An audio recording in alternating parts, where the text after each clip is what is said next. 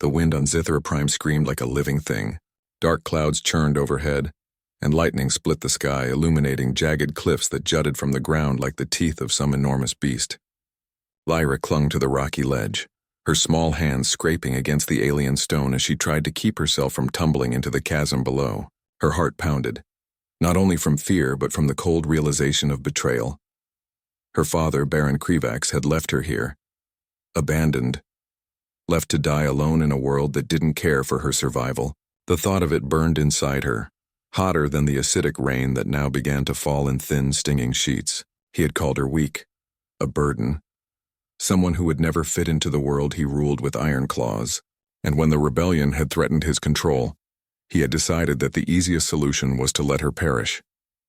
Lyra took a deep breath and forced herself to focus. Tears stung her eyes, but she would not allow despair to take her.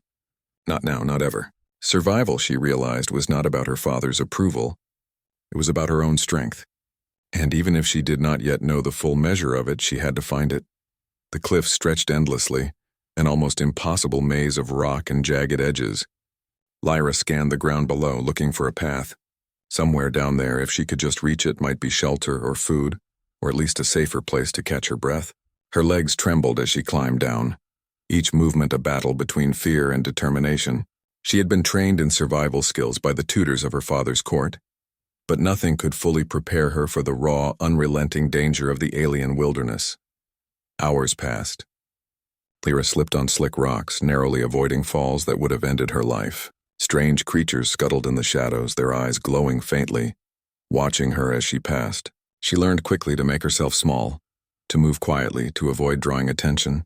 Hunger gnawed at her stomach, but she forced herself to keep moving. Hunger could be ignored for a while. Death could not. As night fell, the storms intensified. Lightning lit up the sky, and the wind carried a strange metallic scent that made her stomach churn. Lyra stumbled upon a narrow cave carved into the side of the cliff. She hesitated for a moment, sensing movement within, but exhaustion left her little choice. Carefully, she stepped inside, shielding herself from the worst of the storm. Inside the cave, she found a small pool of water, surprisingly clear amidst the grime. She drank slowly, savoring each sip, and allowed herself a moment to rest. Her mind wandered to her father. She hated him, yes, but a part of her still ached for the bond that had never truly existed. Why had he left her to die? Was it fear, contempt, or something more complicated? Something she could not yet understand. The night dragged on, the storm outside raging like the fury of the universe itself. Lyra shivered, hugging herself as she tried to keep warm. Sleep was impossible. The constant threat of predators, of starvation, of sheer exposure kept her alert. Every sound, every crack of rock, every whisper of wind made her heart leap. Then, just as the first hints of dawn began to appear, she heard it. A voice, low and cautious, carrying over the wind. "Hello," it called. Lyra froze. She had not expected anyone here. Not anyone alive. Not anyone human. Not anyone at all. The voice came again, a little closer. "Is someone there?" Lyra's mind raced. Could it be another alien, another predator? She clutched a rock in her hand, ready to defend herself. But then she saw him. A man dressed in worn but practical clothing, moving carefully along the cliffside.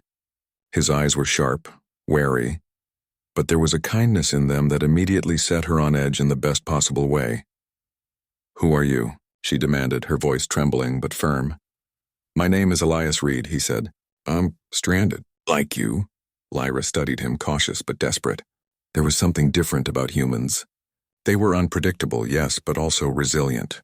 This one seemed like he might help her. She stepped out of the shadows, showing herself but keeping her distance. "I don't need help," she said. "I can survive on my own." Reed smiled faintly, as if amused rather than insulted. "Maybe, but it's better to survive together." And so began their unlikely partnership. Over the following days, Lyra and Reed navigated the harsh landscape together. He taught her techniques she had never been shown in her sheltered life. How to read the subtle signs of the terrain, how to find edible plants even in the most hostile environment, how to fashion tools from nothing more than stone and vines. Lyra, in turn, offered him knowledge of the alien world that only a native could possess. They were learning from each other, adapting, surviving. One evening, As they huddled in the remains of an abandoned alien ruin, Lyra finally allowed herself to speak of her father. "He left me," she said softly, her voice trembling. "He didn't care if I lived or died. I don't understand why." Reed regarded her quietly. "Some people fear what they cannot control. Some people see kindness as weakness. Maybe your father thought he could make you better by leaving you. But look at you now. You're alive. You're stronger than he ever imagined." Lyra felt a flicker of hope stir within her chest. It was strange to hear someone say such things, someone who was not bound by the politics, the cruelty, the rigid rules of her father's world. Here was a human, and somehow, against all odds, he saw her strength even when she had begun to doubt it herself. Days turned into weeks. Lyra and Reed faced dangers at every turn. Predatory creatures that hunted in packs, storms that reshaped the landscape in hours, and the constant threat of Baron Krivax's trackers, who had been sent to hunt her down. Each challenge tested Lyra in ways she had never imagined. But with Reed's guidance and her own growing resourcefulness, she survived. She discovered hidden reserves of courage within herself, a stubbornness that refused to bow to fear. She learned that intelligence could be just as important as strength, that strategy could overcome brute force, and that compassion, even in a world as harsh as Zithera Prime, was never a weakness. One day, while foraging near a cliffside, they stumbled upon a strange formation of rocks, unlike anything Lyra had ever seen. They seemed deliberately arranged, as if marking a path or a message. Reed examined them closely. "This could be an old signaling system," he said, "or a warning. Either way, it's worth investigating." Lyra nodded. "Then we go. Together." Their journey into the unknown led them deeper into territories that had long been abandoned, places where the remnants of Zithera Prime's ancient civilizations lay buried beneath layers of rock and time. Strange structures loomed in the distance, covered in vegetation and alien symbols. Lyra's heart pounded with both fear and excitement. Each discovery was a step further away from the girl her father had abandoned, and a step closer to someone who could define her own destiny. At night, as they made camp beneath towering cliffs, Lyra sometimes found herself staring at the stars. She remembered the lessons of her tutors, the politics of her father's court, the endless expectations placed upon her, and she realized something profound. All of that had not prepared her for survival, for freedom, for the chance to become her own person. It was Reed, a human from a distant world, who had opened her eyes to her own potential. "I don't know if I can do this," she admitted quietly one night. "You already are," Reed replied without hesitation. "You've been doing it since the moment you were left here. All I'm doing is showing you what you didn't realize you already knew." Lyra smiled faintly, feeling the weight of her fear lessen just a little. Perhaps survival was not about avoiding danger. It was about finding strength where you didn't know it existed. Perhaps it was about forging alliances, learning, adapting, and never giving up. As dawn broke over the jagged cliffs of Zithera Prime, Lyra and Reed set out once again, stepping carefully through a world that was both beautiful and deadly. The storm clouds had begun to clear, revealing glimpses of the alien landscape that stretched endlessly before them. Somewhere out there, danger still lurked, but so did opportunity. And Lyra, for the first time, felt a glimmer of hope. She was no longer the helpless daughter her father had abandoned. She was something more.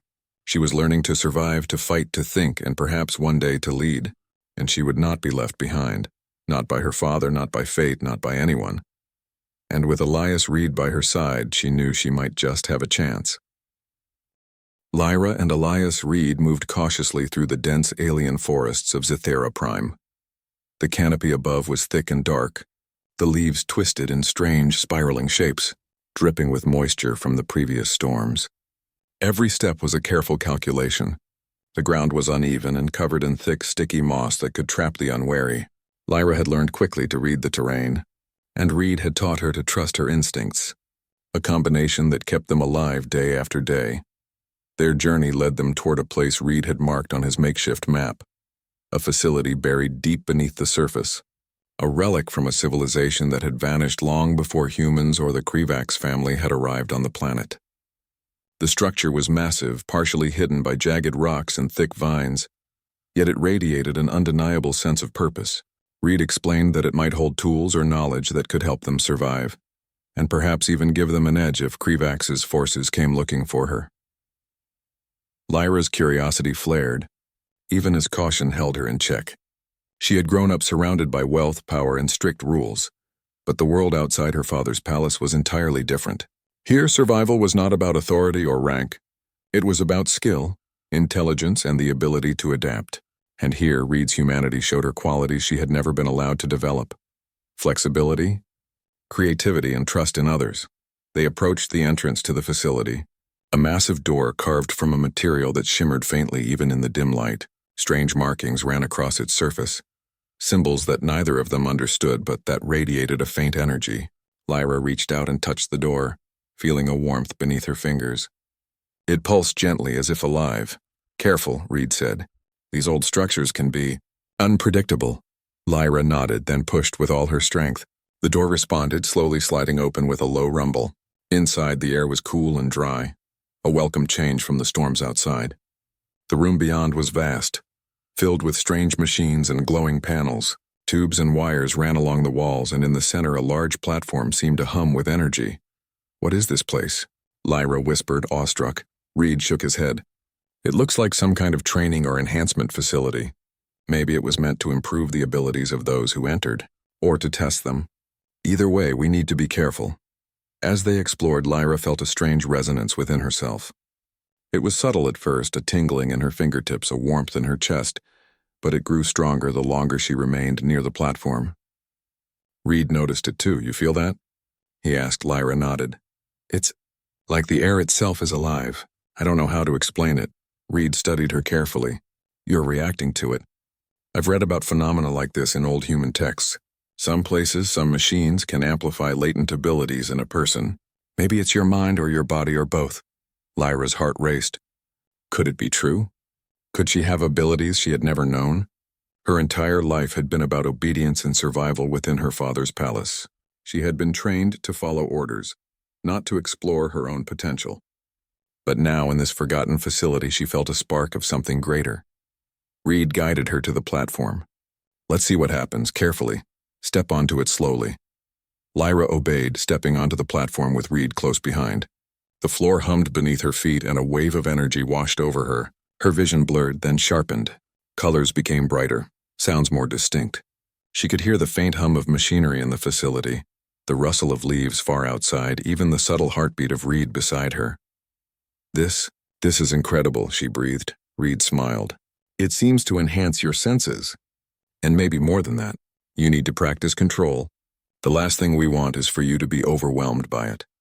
For the next several days, Lyra trained under Reed's guidance. She learned to focus her mind, to control the strange energy that now flowed through her. It was exhausting, both mentally and physically, but with each passing day she became stronger, faster, and more aware of her surroundings. She discovered an ability to anticipate movements, almost like she could predict what would happen next, a skill that could save her life in combat.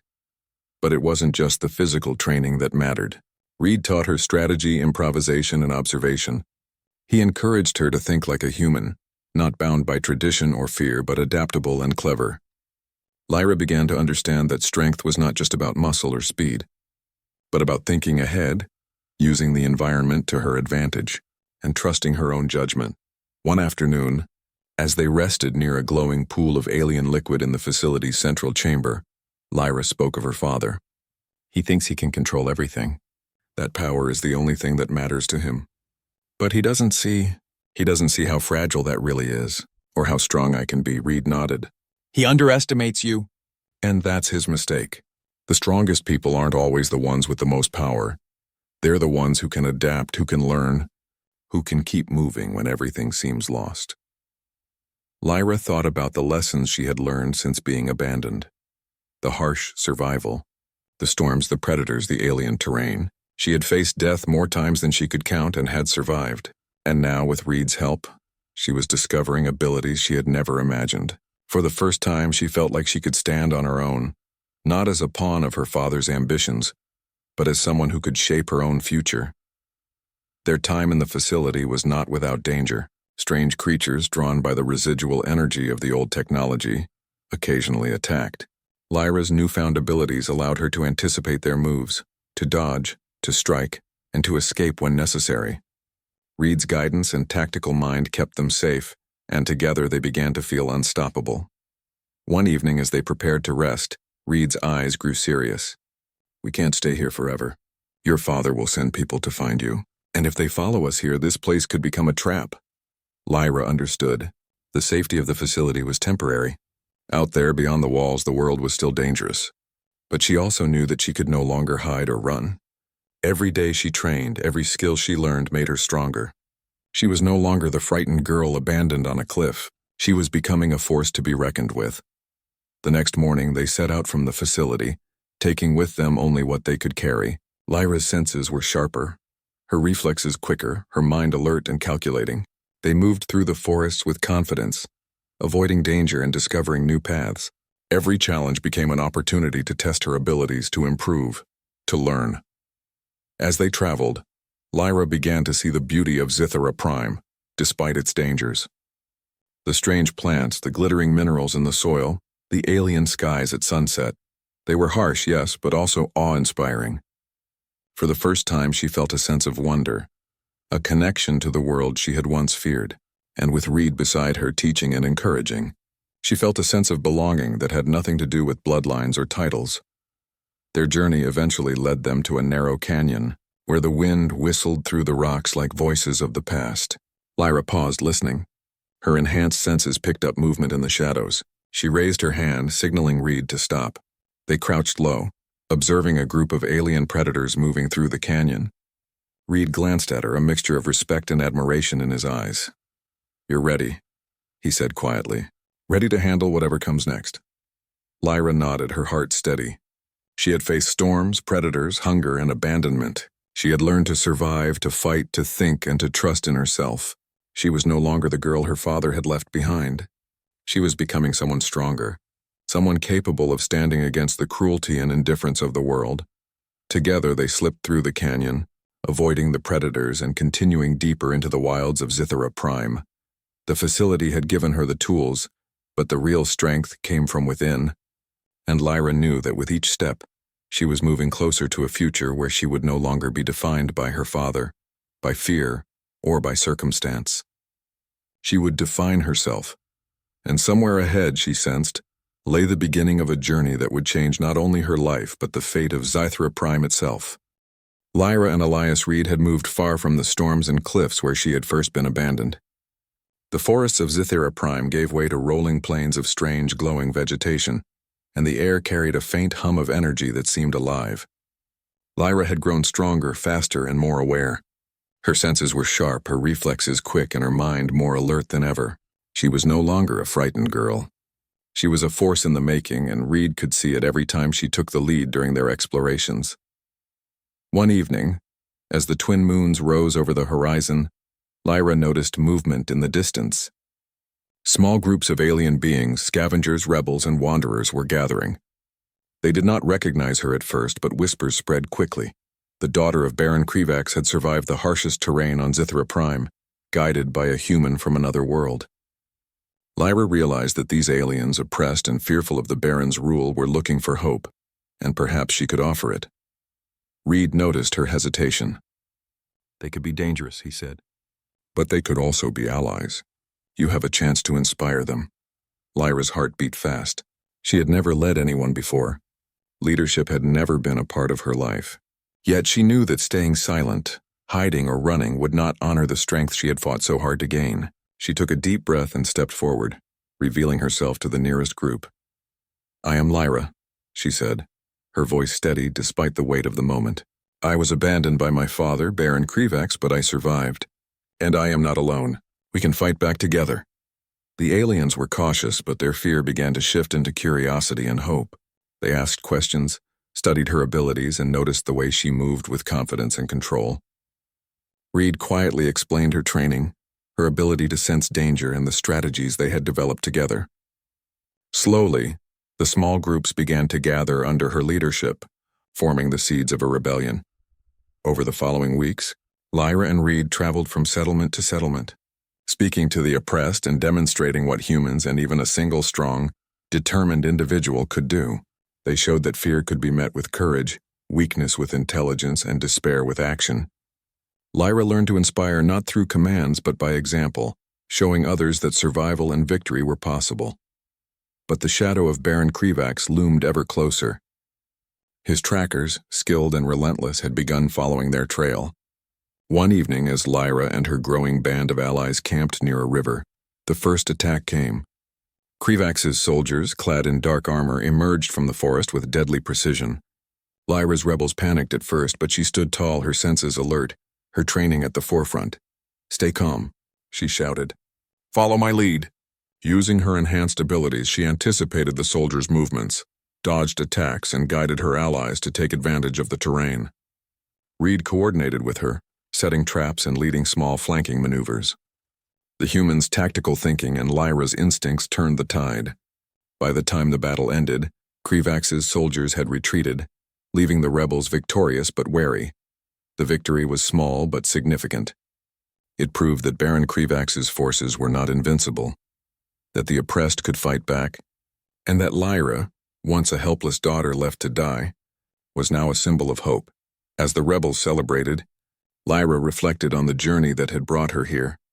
The girl abandoned in the cliffs, the storms, the predators, the training with Reed. It had all led to this moment.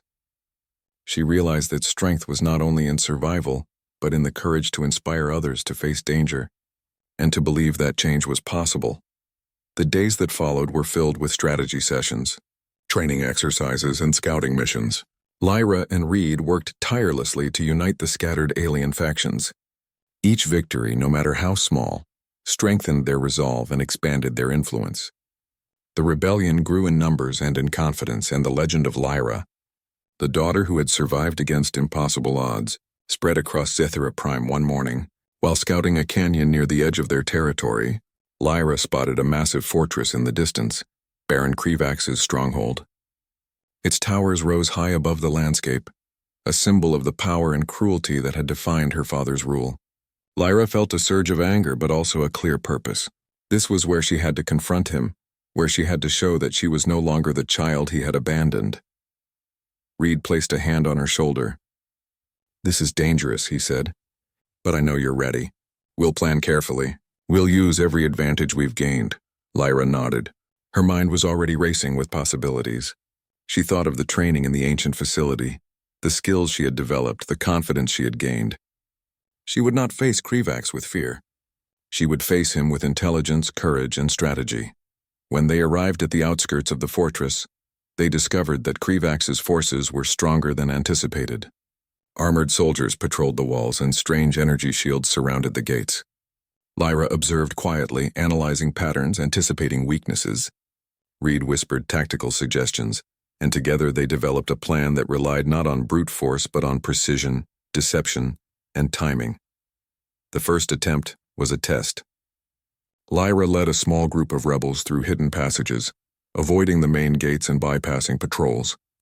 She moved with confidence, her senses heightened, guiding her team with a calm authority that left no room for hesitation.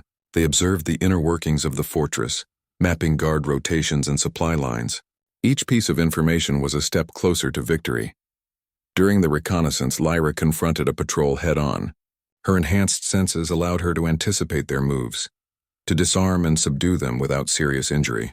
She felt a thrill, not of cruelty, but of competence, of knowing that she could defend herself and protect others. The patrol was incapacitated, and she led her group back safely, a small but vital triumph. As word of her actions spread, more aliens joined the rebellion, inspired by the courage and skill of someone who had been written off as weak. Lyra began to understand the true meaning of leadership, not domination, not fear, but example and trust. Her people believed in her because she believed in herself, and in the power of what they could achieve together. But the closer they came to confronting Krivax, the more dangerous their mission became. Scouts reported increased patrols, new weapons, and even strange machines that emitted pulses of energy, designed to detect intruders. Lyra realized that her father underestimated her at his peril. She had grown beyond his expectations, and now she would show him the consequences of abandoning the person he had feared the most. Someone who could think, adapt, and survive against impossible odds. One night, as the rebels camped in a hidden valley, Lyra and Reed discussed their next move. Tomorrow, Reed said. "We take the fight closer to Krivax's fortress, but we need to be careful. This isn't just about strength, it's about timing and strategy." Lyra nodded, her thoughts focused and clear. She had learned to anticipate, to analyze, to plan, and she had learned something else. Fear was not a weakness but a guide. It sharpened her senses, forced her to think, and reminded her that survival required constant vigilance. The following day, they executed their plan.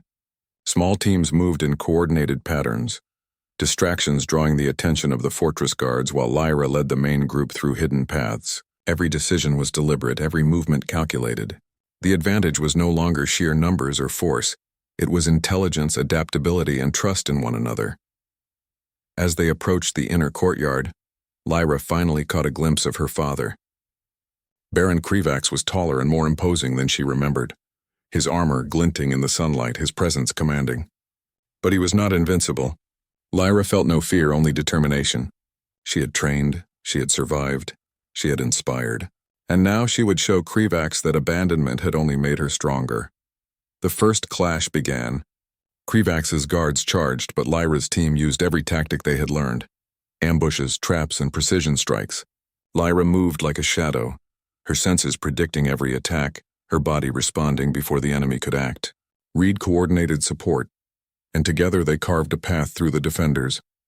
Though the battle was fierce, Lyra's growing confidence and skill turned the tide. Each move demonstrated that she was no longer the powerless child of Krivax's court. She was a leader, a fighter, and a symbol of hope. The rebels, inspired by her example, fought with renewed courage, and the fortress's defenses began to crumble under the weight of their strategy and determination. Lyra paused, looking at the fortress towers above her. She knew the confrontation with her father was inevitable, but she also knew that she was no longer alone. She had allies, skills, and courage that Krivax had never anticipated. The battle was not just for survival, it was for justice, for freedom, and for the right to define her own destiny. And for the first time, Lyra felt ready to face whatever came next. The fortress of Baron Krivax loomed like a mountain of iron and stone, its towers stabbing into the sky, its walls bristling with defenses. Lyra stood at the edge of the hidden canyon, surveying the sprawling complex below. She could hear the faint hum of the energy shields, see patrols moving in precise patterns, and sense the presence of her father at the heart of it all. This was the moment she had been preparing for. Beside her, Elias Reed checked their maps one last time. "Everything we've learned, everything we've trained for, it all comes down to this. Are you ready?" Lyra nodded, her mind calm but her heart beating with a steady rhythm of anticipation. "I've survived storms, predators, and betrayal. I'm ready for him." The plan was simple but risky. Small teams of rebels would create diversions at the gates and outer walls, drawing the attention of Krivax's forces. Meanwhile, Lyra and Reed would lead the main group through a series of hidden passages and tunnels discovered during their previous reconnaissance. Timing and precision were critical. A single mistake could mean disaster. As they moved into position, Lyra felt the familiar surge of energy she had discovered in the ancient facility. Her senses sharpened, her reflexes quickened, and her mind became a perfect instrument of focus. She could anticipate the movements of the guards, the shifts in energy from the fortress, even the distant sound of her father's steps. She was no longer just a girl abandoned on a cliff. She was a force to be reckoned with. The first clash began as the diversion teams struck. Explosions rocked the gates, alarms blared, and Krivax's soldiers rushed to defend the perimeter. Lyra and her group slipped through the shadows, moving like whispers through the fortress's underbelly. Reed stayed close, coordinating their movements and ensuring that each step was calculated. They encountered the first obstacle, a hallway guarded by heavily armed soldiers. Lyra's enhanced perception allowed her to see the rhythm of their patrol, the exact timing of their movements. She signaled her team to wait, then dashed forward, moving with precision and grace. In a matter of seconds, the guards were incapacitated, none seriously harmed, and the path was clear. As they advanced deeper into the fortress, Lyra sensed the growing presence of her father. Baron Krivax was not just a man of strength. He was cunning, experienced, and ruthless. But Lyra had something he did not anticipate: adaptability, intelligence, and the unique perspective she had gained from her human ally. Each step brought her closer to the inevitable confrontation, and yet she felt no fear. Finally, they reached the central chamber, a vast room dominated by Kravax's throne. The Baron sat there, his eyes gleaming with fury and disbelief. "Lyra," he said, his voice echoing with authority and menace. "You dare to return? You should have died on the cliffs where I left you." Lyra stepped forward, her posture calm and assured. "I survived," she said simply. "Not because of you, but in spite of you. And I am not alone anymore." Kravax rose, his massive frame casting a shadow over the chamber. Guards flanked him, weapons ready. Lyra's eyes flicked to her team, then back to her father. She could feel the tension in the air, the clash of wills, the stakes of the moment. This was no longer just about survival. It was about justice, freedom, and the power to define her own destiny. The battle began. Kravax struck first, moving with speed and strength that belied his size. Lyra dodged, using her enhanced reflexes to anticipate his attacks. She countered, not with brute force alone, but with strategy, guiding his movements, exploiting openings, and coordinating with her team. Reed directed support, setting traps and flanking maneuvers that kept Kravax off balance. For the first time, Lyra realized the full measure of what she had become. Her training, her survival, her bond with Reed, all of it converged in this moment. She was faster, smarter, and more aware than her father expected. Every move he made, she predicted. Every strike he delivered, she evaded or deflected. She had turned the skills he had deemed irrelevant, compassion, intelligence, adaptability, into weapons more powerful than brute strength. Kravax roared in frustration, striking harder, faster, but Lyra remained calm. She drew upon everything she had learned, guiding her team with precision, turning the battlefield into a controlled environment. Each of Kravax's attacks met with clever countermeasures. Each attempt to dominate met with resistance born of both human and alien ingenuity. The fight reached its climax when Kravax summoned a pulse of energy from the fortress's central core, intending to obliterate everything in his path. Lyra's instincts kicked in. She calculated the timing, the angle, and the energy flow. With a combination of agility, strategy, and precision, she redirected the pulse, turning it against Kravax's own defenses. The fortress trembled, alarms blared, and Kravax stumbled, caught off guard by the unexpected maneuver. Lyra seized the opportunity. She confronted her father directly, standing firm in front of him, her eyes blazing with determination. "This ends now," she said. "Not with cruelty, not with power, but with the truth. Strength comes from courage, intelligence, and compassion, not fear." Kravax lunged, but Lyra anticipated his every move. She disarmed him, using his own momentum to throw him off balance. He fell to the ground, stunned, unable to comprehend how the daughter he had abandoned could now outmatch him in every way. The guards, seeing their leader defeated, surrendered or fled. The fortress, once a symbol of tyranny, now belonged to those who had fought with strategy, unity, and determination. Lyra stood over her father, not with hatred, but with clarity. "You taught me nothing of compassion," she said, "nothing of trust. And yet, in leaving me to survive, you gave me the greatest lesson of all. Strength is forged, not inherited. And I have learned it well." Reed approached, standing beside her. Together they surveyed the fortress and the rebels who had fought valiantly.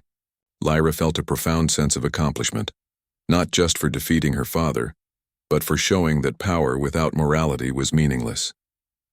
The people of Scythera Prime, once oppressed and fearful, now looked to her as a symbol of hope and leadership. In the days that followed, Lyra worked to rebuild what had been broken. The fortress became a hub for the oppressed, a place of safety, learning, and unity. Aliens from scattered regions joined the effort, inspired by the courage and vision of someone who had been abandoned but refused to remain powerless.